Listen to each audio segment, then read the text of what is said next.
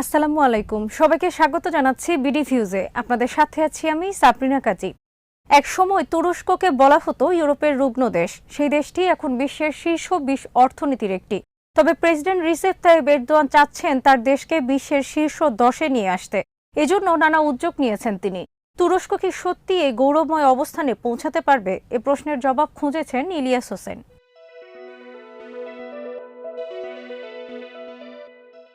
2020 সালটা বিশ্বের আরও অনেক দেশের মতোই তুরস্কের অর্থনীতির জন্য তেমন সুখকর ছিল না।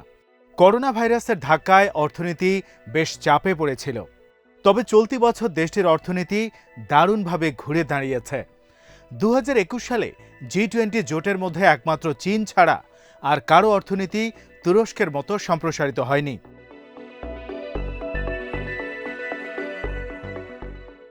এতে স্পষ্ট যে প্রেসিডেন্ট এরদোয়ানের শাসনে তুরস্কের অর্থনীতি শক্তি অর্জন করেছে। অবশ্য তুরস্কের অর্থনীতি নিয়ে আরও আগেই বেশ উচ্চাভিলাষী পূর্বাভাস দিয়েছে খ্যাতনামা স্ট্যান্ডার্ড চার্টার্ড ব্যাংক। তারা ভবিষ্যৎবাণী করেছে 2030 সালের মধ্যে তুরস্ক বিশ্বের 5ম বৃহত্তম অর্থনীতিতে পরিণত হবে। এ সময়ের মধ্যে জার্মানি, রাশিয়া এবং জাপানকে ছাড়িয়ে এই মর্যাদা অর্জন করবে মুসলিম বিশ্বের উদীয়মান সুপার পাওয়ার তুরস্ক।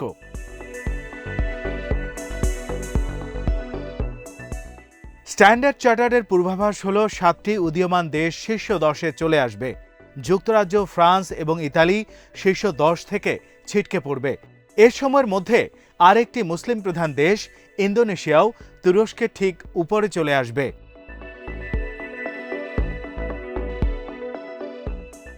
তুরস্ক শীর্ষ 10-এ পৌঁছাতে পারবে কিনা তা বোঝার জন্য দেশটির অর্থনীতির কয়েকটি সূচক সম্পর্কে ধারণা নেওয়া যেতে পারে। জিডিপির দিক দিয়ে তুরস্ক বর্তমানে বিশ্বে 17তে অবস্থান করছে বলে অনেক অর্থনীতিবিদদের দাবি।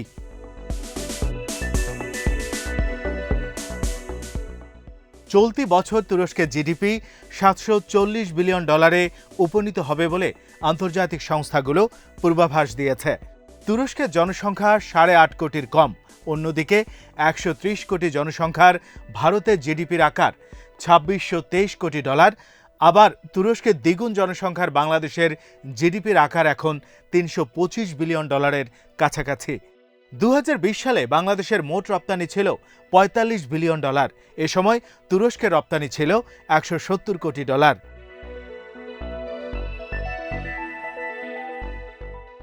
তুরস্ককে শীর্ষ 10-এ নিতে বিদেশি বিনিয়োগ গুরুত্ব দিচ্ছেন প্রেসিডেন্ট এরদোয়ান। সেখানে দেশি বিদেশি বিনিয়োগ আকর্ষণে কাজ করা হচ্ছে। দেশের প্রবৃদ্ধি ভালো অবস্থানে নিতে বহুমুখী উদ্যোগ নিয়েছে দেশটির সরকার।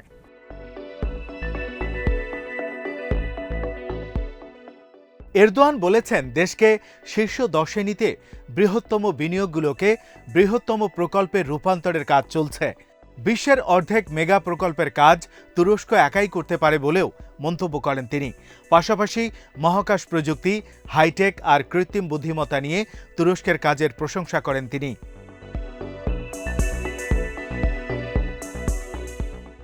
তিনি বলেছেন, তুরস্কের অবকাঠামো খাত অনেক শক্তিশালী। প্রত্যেক ক্ষেত্রে লক্ষ্যমাত্রা ও সক্ষমতা বাড়িয়ে তুলেছি আমরা। নতুন উন্নয়ন প্রকল্প হাতে নিচ্ছি, নতুন নতুন উৎপাদনের ক্ষেত্র তৈরি করছি।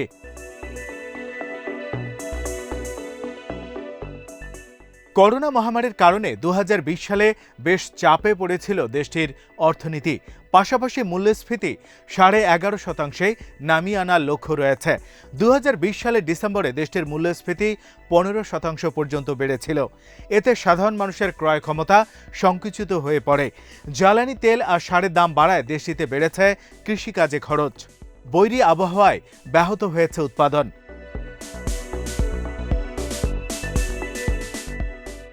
তুরস্কের মুদ্রা লিরার মান কমায় গত বছর আমদানি খরচ বেড়ে যায়।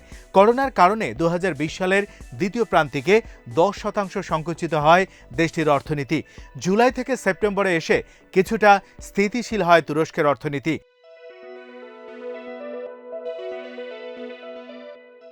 2020 সালে তুরস্কের বাজেট ঘাটতি ছিল জিডিপির 5%। 2021 সালে ঘাটতি 2.5%-এ নেমে আসবে বলে প্রত্যাশা অর্থনীতিবিদদের। আন্তর্জাতিক মুদ্রা তহবিল IMF বলছে, চলতি বছর তুরস্কের অর্থনীতির 6% প্রবৃদ্ধি হবে। করোনার ক্ষতিও কাটিয়ে উঠবে দেশটি। চলতি বছর বাজেট ঘাটতি ৩.৫% নেমে আসবে বলে পূর্বাভাস দিয়েছে IMF।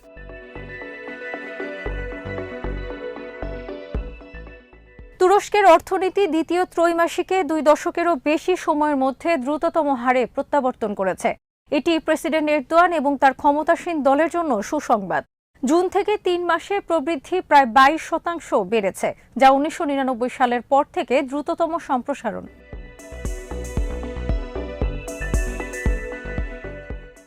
অর্থনীতির এই পরিসংখ্যানের উপর ভিত্তি করেই এরদোয়ান বলেছেন, তুরস্ক অবশ্যই বিশ্বের শীর্ষ 10টি অর্থনীতির একটি হওয়ার লক্ষ্য অর্জন করবে।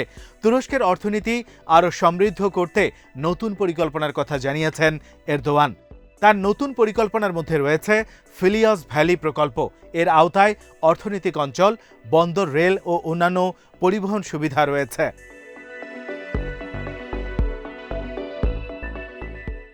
ফিলিয়াস ইন্ডাস্ট্রিয়াল জোন হচ্ছে তুরস্কের প্রথম মেগা ইন্ডাস্ট্রিয়াল জোন। এরদোয়ান বলেছেন, যখন ফিলিয়াস বন্দরের কাজ সম্পূর্ণ হবে তখন এটি মারমারা সাগরের বন্দরগুলো এবং এই প্রণালীর উপর চাপ কমাবে। পাশাপাশি এটা মধ্য এশিয়া থেকে দক্ষিণ ও মধ্যপ্রাচ্যের পাশাপাশি কৃষ্ণ সাগর এলাকার অঞ্চলগুলোতে রেলপথে বাণিজ্য নিশ্চিত করবে। ভবিষ্যতে ফিলিয়াস ভ্যালি প্রজেক্টে উৎপাদন, রপ্তানি এবং কর্মসংস্থান সৃষ্টিতে গুরুত্বপূর্ণ ভূমিকা রাখবে।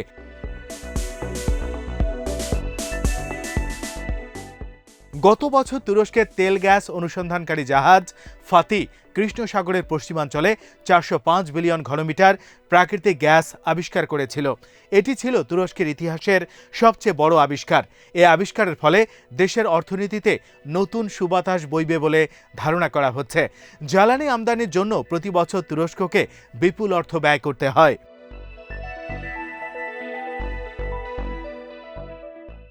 বিশ্ব অর্থনীতির শীর্ষ 10-এ যেতে তুরস্ক সংস্কার প্যাকেজ ঘোষণা করেছে।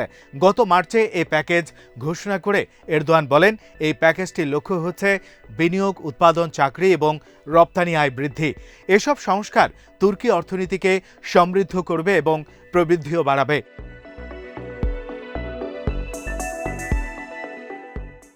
এরদোয়ান বলেন, অগ্রাধিকার তালিকার একটি হবে মুদ্রাস্ফীতির বিরুদ্ধে লড়াই করা।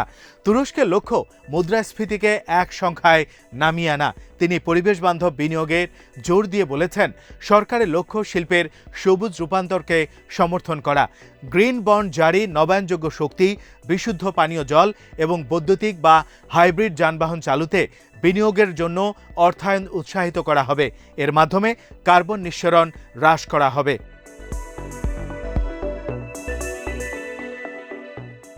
সরকার চলতি হিসেবে ঘাটতির দিকেও নজর দেবে।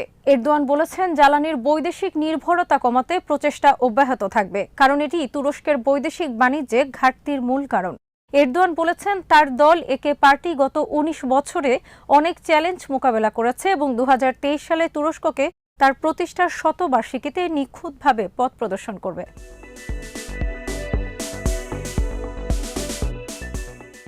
এরদোয়ান বলেছেন, আমরা অবশ্যই বিশ্বের 10টি বৃহত্তম অর্থনীতির একটি হওয়ার লক্ষ্যে পৌঁছাবো। আমরা বিরামহীন প্রচেষ্টার মাধ্যমে সেই লক্ষ্য অনুসরণ করছি। তুরস্কের অর্থনীতি শক্তিশালী করতে এরদোয়ান এখন আফ্রিকার দেশগুলোতে বিনিয়োগ ও বাণিজ্য বৃদ্ধির দিকে মনোযোগ দিয়েছেন। সম্প্রতি আফ্রিকার 3টি দেশ সফরে এরদোয়ান বলেছেন, তুরস্ক এমন একটি অঞ্চলে তার প্রভাব বিস্তার করছে যেখানে 15 থেকে 20 বছর আগে আঙ্কারার সামান্যই উপস্থিতি ছিল। আফ্রিকার দেশগুলোর সঙ্গে তুরস্কের মোট বাণিজ্যের পরিমাণ এখন $25 বিলিয়ন বেশি। আফ্রিকায় তুরস্কের বিনিয়োগ $6 বিলিয়ন বা 50,000 কোটি টাকা ছাড়িয়েছে।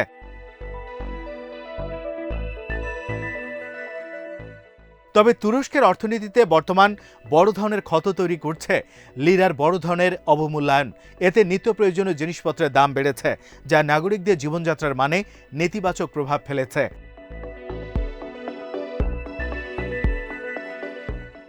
বিশ্লেষকরা বলছেন, তুরস্কের অর্থনীতির দ্রুত বিকাশে বড় বাধা হয়ে দাঁড়াচ্ছে পশ্চিমা দেশগুলোর সঙ্গে দেশটির বড় ধরনের বিরোধ। মুসলিম বিশ্বের নানা ইস্যুতে এরদোয়ানের সোচ্চার ভূমিকা অনেক দেশের পছন্দ নয়। তারা তুরস্ককে কোণঠাসা করে রাখতে চাচ্ছে। তবে এরদোয়ান সম্প্রতি মধ্যপ্রাচ্য ও পাশ্চাত্যের অনেক দেশের সঙ্গে তিক্ততা কাটিয়ে সম্পর্ক উন্নত করার চেষ্টা করছেন। আশা করা হচ্ছে ভূরাজনৈতিক উত্তেজনা কমিয়ে তুরস্ক তার কাঙ্ক্ষিত লক্ষ্যে পৌঁছাতে সক্ষম হবে।